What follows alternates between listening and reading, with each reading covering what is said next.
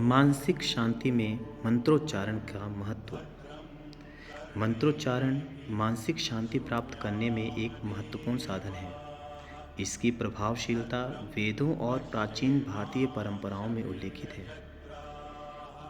मानसिक शांति को प्रदान करने के लिए मंत्रोच्चारण ध्यान और एकाग्रता में वृद्धि करता है, मस्तिष्क पर सकारात्मक प्रभाव डालता है, शरीर और मन का सामंजस्य सही करता है, सकारात्मक ऊर्जा का संचार करता है। मंत्रों में निहित ध्वनियाँ सकारात्मक ऊर्जा उत्पन्न करती हैं। यह व्यक्ति के चारों ओर एक सकारात्मक वातावरण बनाती हैं जो मानसिक शांति प्रदान करती है।